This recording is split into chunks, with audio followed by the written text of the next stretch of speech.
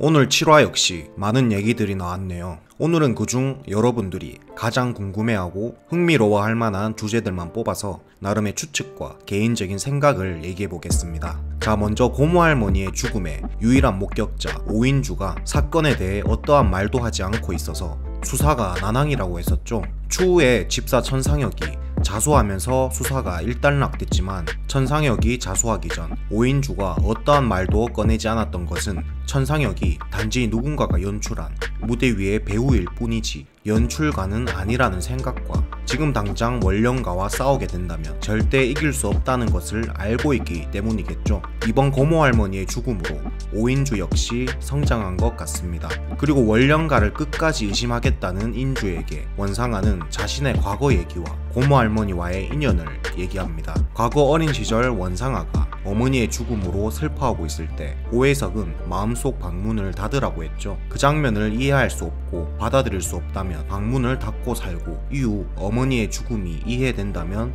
마음속 방문을 다시 열라 조언했습니다. 허나 원상아는 현재의 나이가 될 때까지 엄마의 죽음을 이해하지 못하고 있습니다. 그 방문 언제 다시 열었어요? 안 열었어요. 난 아직 그대로 살아가고 있어요. 오늘 이내가 원상아의 어린 시절 사진을 보며 어렸을 때는 지금하고 아주 다르다고 했었죠. 어렸을 때 아드리안에는 지금하고 아주 달라. 밝고 어린애 같고 조금 착해 보여. 아무래도 원상아의 성격이 변하게 된 건 특정 사건이 있었던 것이고 원상아를 변하게 한 사건이 엄마의 죽음이라는 것은 모두 알고 계실 듯 합니다. 어린 시절 엄마의 죽음을 목격한 원상아는 엄마의 죽음을 이해할 수 없어 오해석의 조언대로 닫힌 방을 만들었고 어린 시절 밝고 쾌활했던 자신마저 엄마와 함께 가둔 것 같습니다. 때문에 현재의 원상아는 사진 속에 밝고 착해 보이던 원상아의 모습을 더 이상 찾아볼 수 없는 것이고 사진첩에 원기선 장군은 있는 것으로 보아 사진 속 찢겨진 사람은 원상아의 엄마일 확률이 높겠죠. 더해서 오늘 1995년에 원상아가 뉴욕 연극학교 무대미술과 졸업작품으로 어린 시절 봤던 어머니의 죽음을 연출했다는 것을 알 수 있었습니다. 뉴욕 연극학교 무대미술과 졸업작품이야. 작가는 원상아, 1995년 제작. 저는 이 대목이 원상아가 최종 빌런임을 더욱 의심하게 만드는 부분이었다고 생각하는데요. 오늘 오인경이 최도일의 어머니를 찾아가 그녀가 진범이 아니라며 이런 말을 했습니다. 저한테 말이 되는 설명은 한 가지뿐이에요.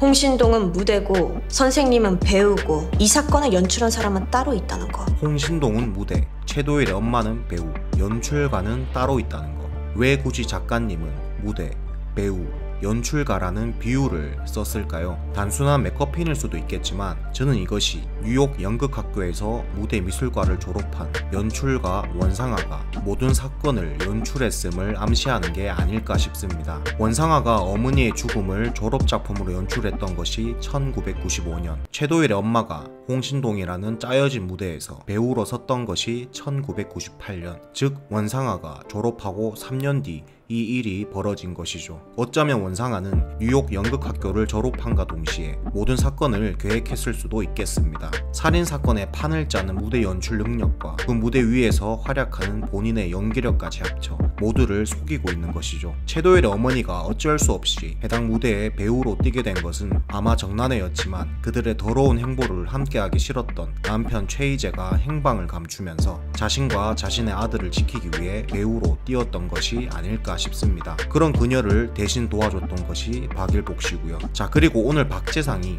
원기선 장군의 멘트를 그대로 따라한다는 것을 보여주었습니다. 똑같아. 문장 구성이.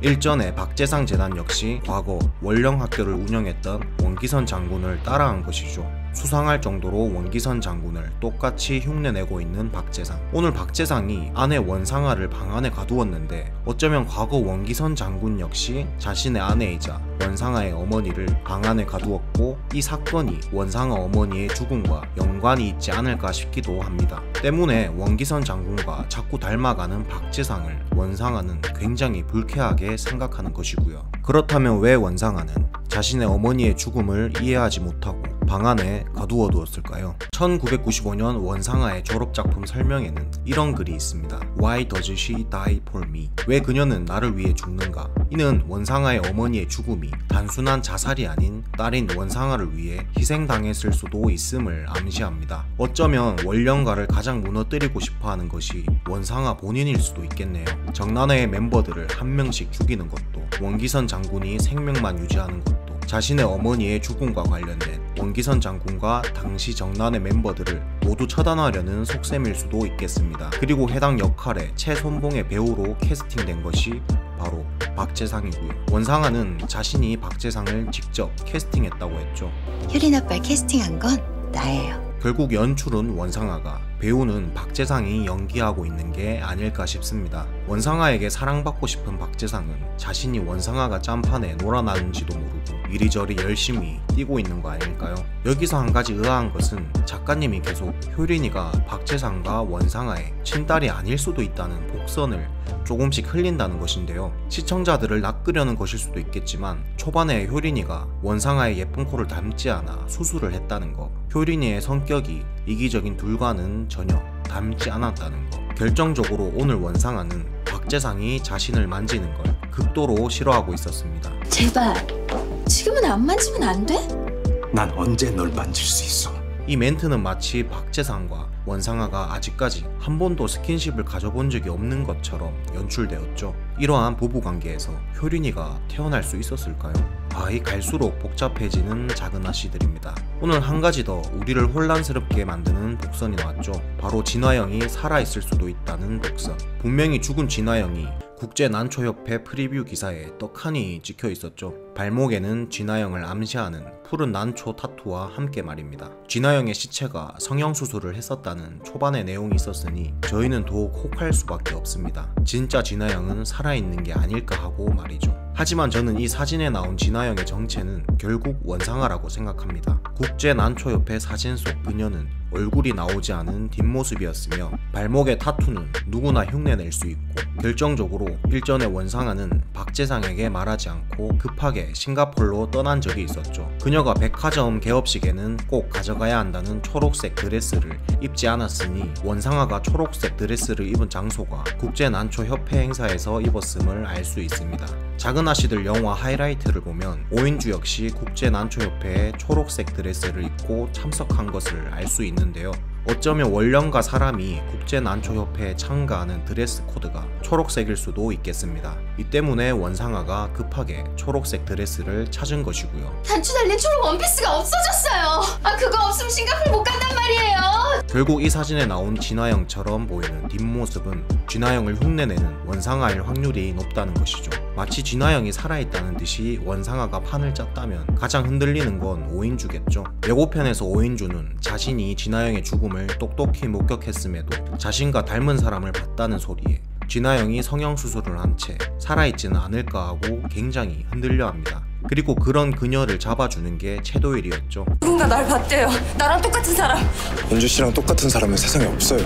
네, 최도일 말이 맞습니다. 상식적으로 성형수술이 아무리 발전했다 해도 드라마 안에서 진화영이 오인주와 똑같이 성형수술을 하고 김고은이 1인 2역을 하게 된다면 너무나 쌈마이가 나는 드라마 전개죠. 아내의 유혹 버금가는 막장 전개가 된다고 개인적으로 생각하기에 오인주와 똑같은 사람을 봤다는 멘트는 오인주를 더 흔들리게 하려는 원상아가 짠 판이 아닐까 싶습니다. 결국 비자금 700억이 들어있는 계좌의 주인 오인주를 싱가포르에 보낸 것도, 그 후 그녀를 뒤쫓아 싱가포르로 그녀를 따라가는 것도 원상아니까요. 나 대신 싱가포르에 가서 현금을 확보해줘요. 애들 데리고 따라갈게요. 흔들리는 오인주를 계속해서 잡아주는 최도일은 아마 끝까지 오인주를 도와주는 캐릭터로 남지 않을까 싶습니다. 오늘 나온 최도일의 사무실에는 오인주를 도와줬던 원상우의 병실처럼 푸른 난초와 대비되는 따뜻한 색의 난초들이 배치되어 있었거든요. 그림 역시 따뜻한 난초죠. 결정적으로 최도일은 오인주에게 항상 나만 믿어보다는 누구도 믿지 마세요 라는 말을 자주 합니다. 끝까지 아무도 믿지 말아요.